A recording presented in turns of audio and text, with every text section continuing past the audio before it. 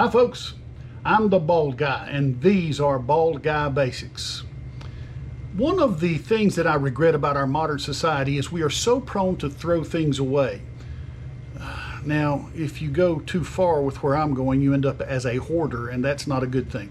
But what I mean by that, there are a lot of things that with a little bit of ingenuity and a little bit of elbow grease, you can take something old that is maybe beyond its usefulness for various reasons, and you can restore it to very usable condition. That's what I'm going to show you today. I've already done the process, but I think I can show you very easily what I've done and how to do it. What I'm doing is dealing with a metal gas can that has some age on it. It's probably 45 years old. And my dad had one, and fortunately he took good care of his, so I bought a second one after my dad's passing. I got dad's, and I've done videos on it, but I got a second one because the exterior portion of the second one, Blitz gas can, it's a gas tool combo. It's the Toolmate. And you can find these on eBay. They are prohibitively expensive. And when I say that, I don't know what your budget is, but it's hard to find one anywhere near $50. 60, 70, 80, 90, on up into the $120, $150 range, depending on the seller. But when I got this one, it looked so good on the outside, I opened it up and the inside was corroded. A lot of these old gas cans were used for chainsaws, and back in the day, the chainsaws required a much thicker mixture of oil to gas.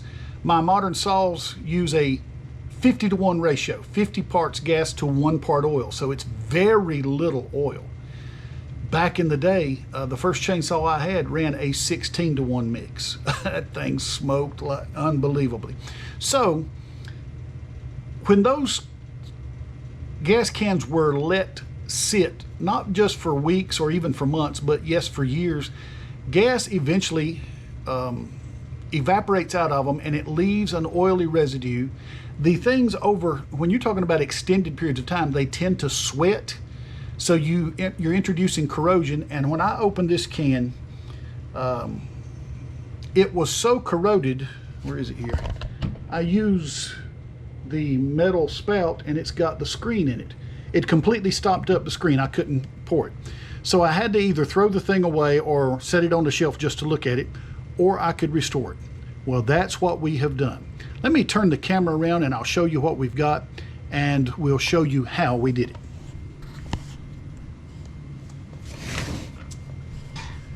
Here's my Blitz gas can. Now the reason I love the things is because it's a 2-piece gas can. And there's only junk in the bottom of this one because it's been sitting on the shelf. When I first bought it, it was so corroded that I put some gas in it, tried to pour it into something, and it completely stopped up. And thank God that I had the screen in it, or it would have all went into my, I guess it was the saw, I don't even remember. So I let it sit around here for, I don't know, a couple of years before I decided to fix it. If you're going to fix these things, if you've got an old can, and I've actually done this with a couple of cans, so I know the process works. The first thing you need to do is get yourself a bucket and drain all of the gasoline out. That's just tip it up and pour it out. Get every last bit of the gasoline that you can by tilting it up. I don't mean you need to dry out the insides. But then I went to the grocery store and I got a gallon jug of white vinegar. I don't know, $4.50, something like that. And this is a 1.5 gallon can. I poured the whole gallon in there, sealed it up, and just set it on the shelf over here on the workbench. I allowed that thing to sit for days and days. Not a complete week, but it wouldn't have hurt it to wait a week. Every now and then I'd come and we'd turn it up. Every orientation, we would shake it around to stir all of that stuff up. And after a week, I bring in a bucket and I just poured the stuff out. The blackest, vilest looking crap came out of this that you could imagine. It looked like it was draining from a sewage pipe. It was not just black in color, but a lot of chunks of rust and corrosion came out. Now, when you looked back in it, and I'll try to show you here, the problem is I can't show you the inside. There we go. That's as close as I can get because my camera is in the way of my flashlight. But that is a goldish color inside, but before it was black, and it was a lot of particles of rust that had flaked up off the bottom, and those are gone. So after my initial wash, we're not done. I did a second rinse with vinegar, but this time when I poured, not a full jug of vinegar in there, I put it in there, and that's where this comes in. This is just the kind of chain that you would hang a flower pot. We use it to hang hummingbird feeders with, and this was completely unused, as nice and shiny bright as it could be. I dropped the whole thing down in there. That becomes our abrasive. So with a partial fill of vinegar, I just shook this thing around. What I'm doing is Brilloing the inside surfaces. When we were done with that, I emptied out my bucket so I could see what's coming out of it and turned it up. And again, I'm getting not big chunks this time, but particles, maybe the size of sand or smaller. And I worked it all the way around, so I'm doing all the surfaces. Typically, you don't have a lot of corrosion up here on the top surface, but it's down here where the gas, and of course, if people used ethanol back in the day, ethanol ends up producing water, and water will cause corrosion.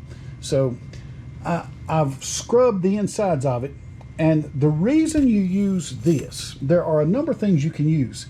Something that was popular in good old boys advice was to go and get fish tank rocks because they are covered in paint. There's no particulate in them. They make really good a really good scrubbing medium. You can put maybe an inch or so of your acidic vinegar in there, and those rocks, when you shook this thing around, oh, they did a tremendous job. But getting them out is a nightmare.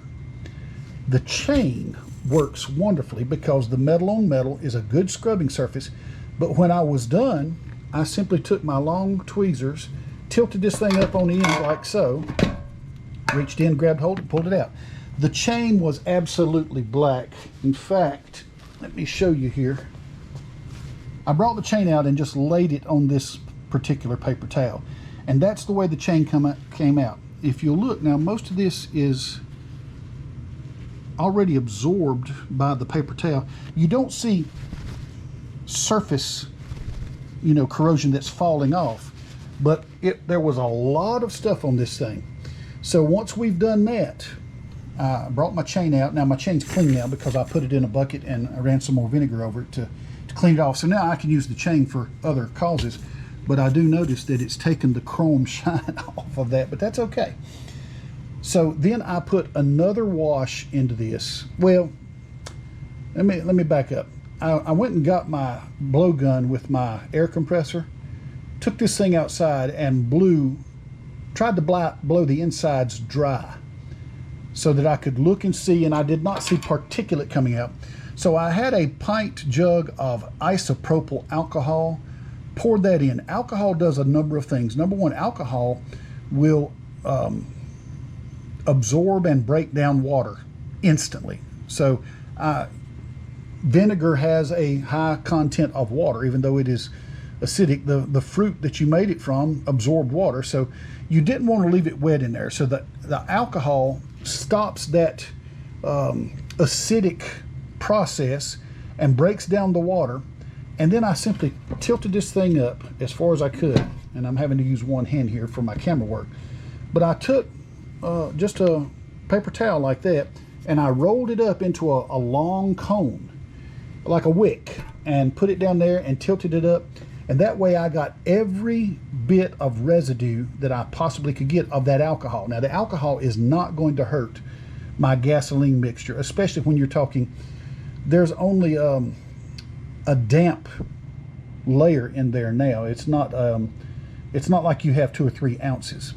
But once I've done that, we can blow it out again, and now I have a serviceable item.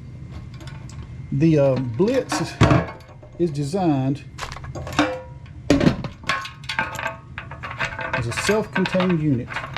The only part of this I'm not crazy about is the part that I just did.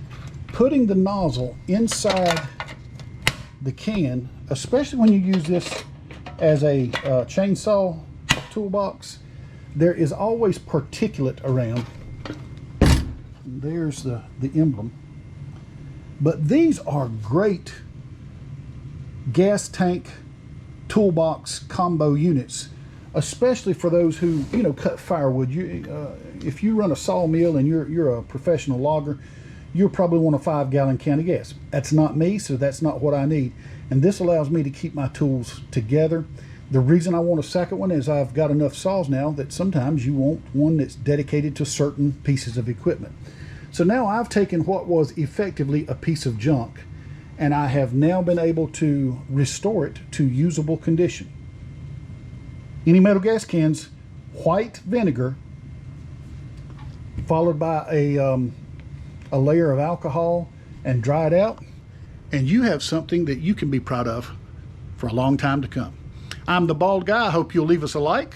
Hope you'll subscribe to the channel, and I hope you'll be here for the next time we do a video on Bald Guy Basics.